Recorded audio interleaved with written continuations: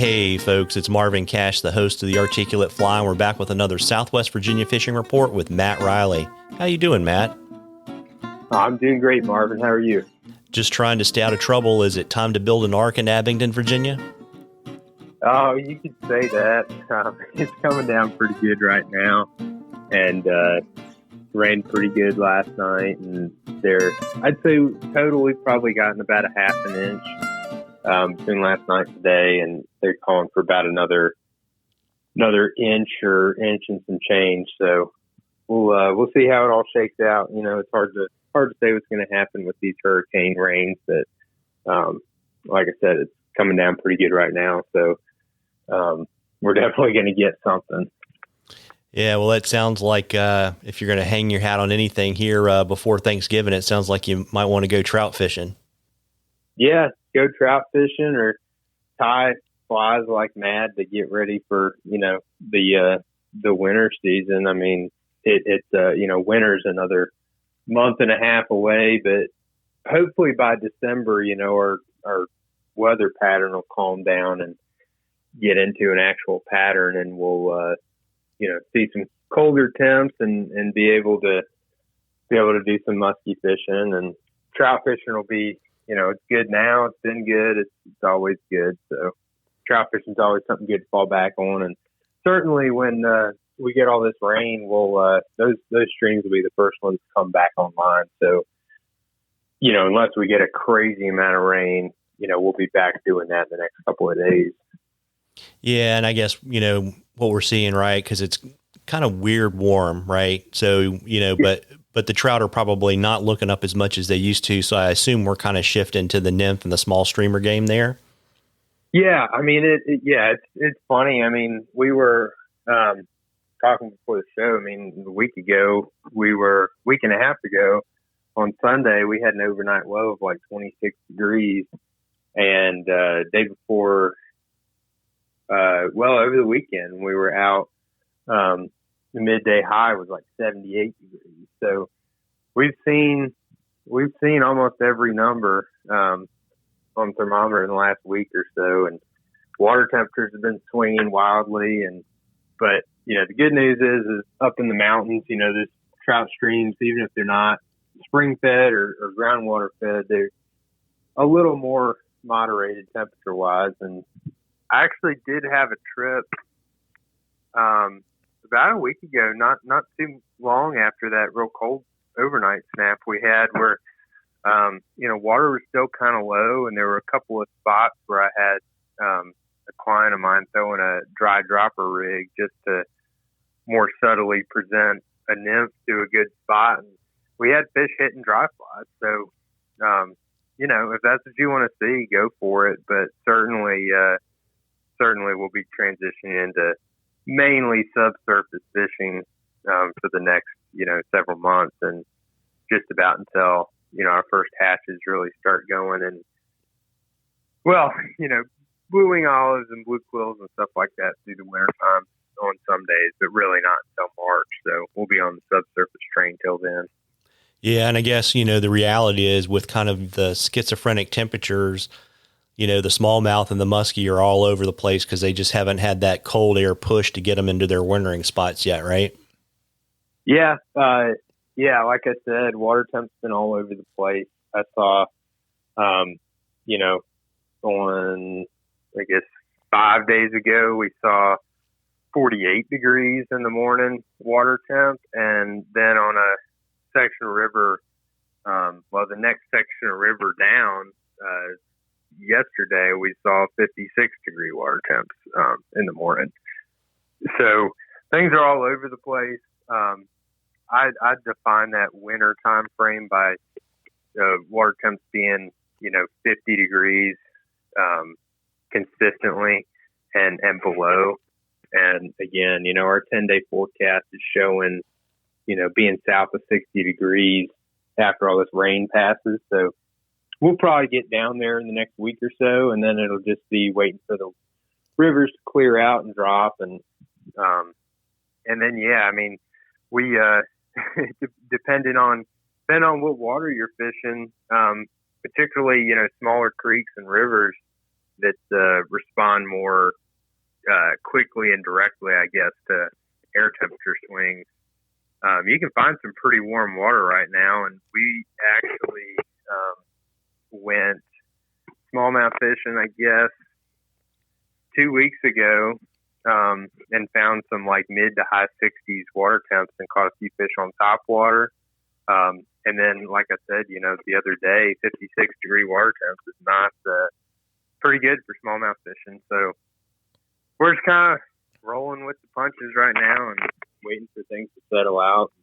Trout fishing when we can, and tying flies for winter and all that good stuff. Well, there you go. And, we've got a question from Tennessee Tony. He wants to know, what is the fishing like in the winter south of Blacksburg? So from a trout fishing perspective, there's a lot. I mean, Southwest Virginia has a lot of good trout fishing, particularly in the Mount Rogers area where I spend most of my time.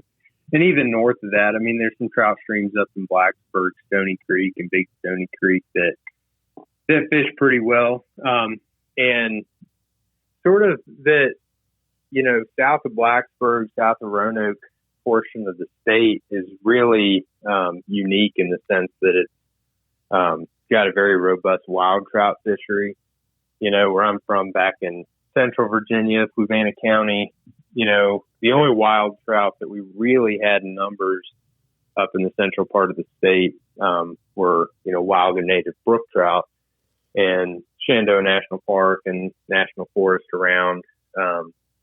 And any rainbows or browns were stockfish for the most part, and, mainly stocked into what were realistically warm water streams, where they can't over summer and survive warmer water temps. And where I am down here, again, south of Blacksburg, south of Roanoke, we have this elevation advantage where almost the entire landscape is over 2,000 feet. So, and most of the trout streams start in the National Forest, in the Mount Rogers National Recreation Area.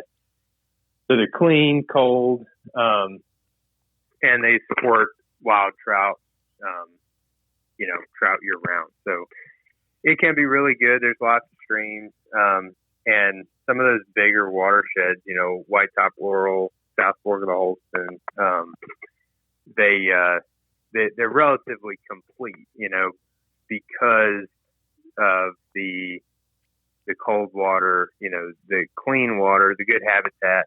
A lot of the tributaries and that kind of thing also have wild trout in them. So it's just a very big resource down here.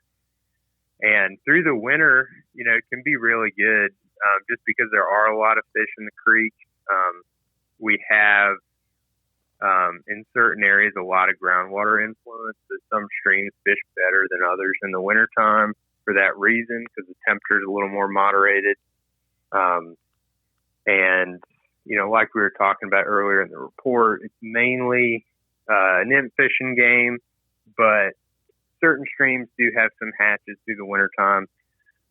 Midges are always super important, and you can get some really heavy hatches on some of the creeks. And then the South Fork of the Holston also has, a lot of blue-wing olives and some blue quills, mayflies, which can be, January, February time frame, solidly winter. And those are sort of the first, if you look at January as the beginning of the fishing year, those are sort of the first hatches that we have going on before things get really hot and heavy in the springtime. But, it's really good. There's lots of options, and there's lots of water that just isn't really known too, which is kind of exciting, just because they don't have to rely on stock fish from the state to support viable fisheries, so there's a little bit of the ability to do some research and hunt around and hop in a creek that you can get access to and go fishing and potentially catch some nice wild fish. So It's a cool place for sure, and it's definitely a novelty in the state of Virginia where wild trout fishing really isn't a widespread thing. Yeah, absolutely. And, folks, we love questions on the articulate fly. If you send them to us, you can email them to us or send them to us on our Facebook or Instagram page. If we read your question, I'll send you some articulate fly swag, and you'll get entered into a drawing for something cool from Matt at the end of the season. And, we got to keep the streak alive, Matt. What are you writing this week for the Rural Virginian? Yeah, so this week is kind of a boring one coming out. It's just one that I put out every year. This Saturday is the opening of our general firearms deer season, which is sort of the most,